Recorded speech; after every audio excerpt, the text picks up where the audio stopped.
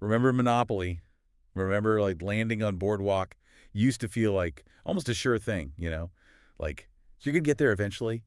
But these days, man, even Baltic Avenue, even that feels like a pipe dream. Ah, right. It really does feel that The way. American dream, right. Yeah. Owning a home, it's different now, tougher. It's definitely changed big time. I mean, we've gone from a time when owning a home, it was kind of just expected, part of the plan, to now where for a lot of people it feels impossible, like completely out of reach. Totally. And one of the biggest things we're seeing is this rise of the corporate landlord, right? I mean, every time you turn around, it seems like some big company's buying up another neighborhood. Hmm. What's that doing to the market, especially for like first-time buyers? Well, picture this, right?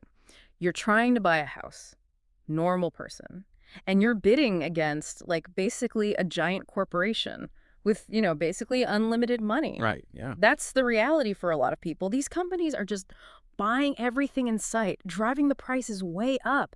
It's incredibly hard for someone who's, trying to buy their first place to compete with that. It's like those corporations have like a stack of get-out-of-jail-free cards, Yeah. and everyone else is stuck trying to scrape together their pennies for even like a down payment. Exactly. And it's not even just the prices. I mean, think about it. When you have all these companies buying houses just to rent them out, it means fewer houses are actually available to buy, which of course makes competition even fiercer. It's really changing the whole landscape of homeownership. Yeah, so you've got these like corporate Goliaths, right? And then on top of that, you've got interest rates, which seem to have a mind of their own lately. No, tell me about it. Those interest rates, they can make or break you because even if you find a house at a decent price, right? The higher the interest rate, the more you end up paying each month on your mortgage. Right, right. So, like, say you're looking at a $300,000 mortgage, which is, kind of average these days, sadly. But, okay, if the interest rate is 5%, your monthly payment might be around, let's say, $1,600. But bump that rate up to 7%, which, isn't crazy these days, and suddenly, bam, you're looking at a payment closer to $2,000. Huge difference. Yeah, that's a big jump. It's like trying to, budget for groceries when the price of milk seems to change every time you blink. Huh, that's a good one. So, okay, let's say you've somehow navigated all that, the crazy market, the interest rates, everything.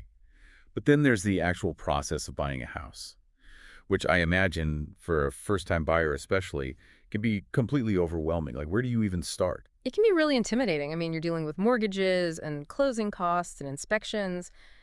There's a lot to it. And one of the biggest things people, I think, don't realize going in is just how many costs there are beyond the down payment. You've got property taxes, They're insurance. finding one of those hidden fees at the bottom of a restaurant menu, right? Yeah. And speaking of important steps, getting pre-approved for a mortgage, huge. Before you do anything else, even start looking at houses seriously. Get pre-approved. That means a lender's taking a good look at your finances and they're basically saying, okay, we'll loan you up to this amount. It's like that golden ticket from Willy Wonka, right? Yeah. Shows everyone you're serious. Exactly. And, there are resources out there, programs to help first-time homebuyers, like down payment assistance programs, for example. Some places offer grants or loans specifically to help with those upfront costs. And then there are tax credits, too. That can save you money in the long run. It's worth doing your research, seeing what's available in your area. Right. Knowledge is power, for sure.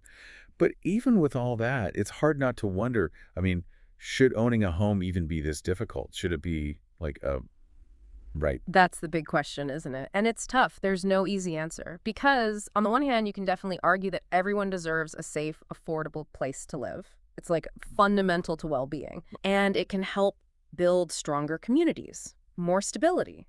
When people own their homes, they tend to stay put, right?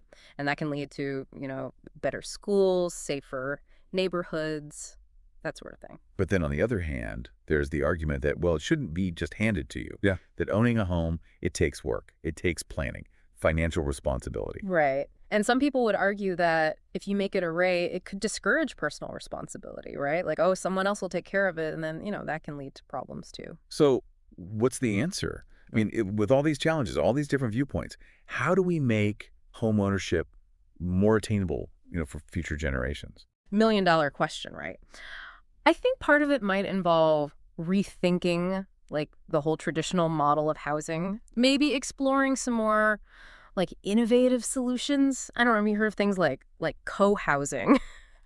Or tiny homes. Sure, yeah. There's some really interesting ideas out there. More sustainable building practices. I think we need to get creative. Like we need a whole new monopoly board Right. with different properties, different Right. rules, make it a little easier to get ahead. Haha. Yeah. Maybe one where Boardwalk isn't the only property worth having. But yeah, maybe things like community land trusts could be part of it. Or more government programs that, actually incentivize building affordable housing. It's all to consider. It is a lot, but it's a conversation worth having. So, to everyone listening, it's clear things are changing. The dream of homeownership, it's evolving. What it'll look like in the future, well, that's still up in the air. But hopefully this has given you some things to think about. What role do you think, individual effort, community support, government policies, what role should they all play in shaping the future of homeownership?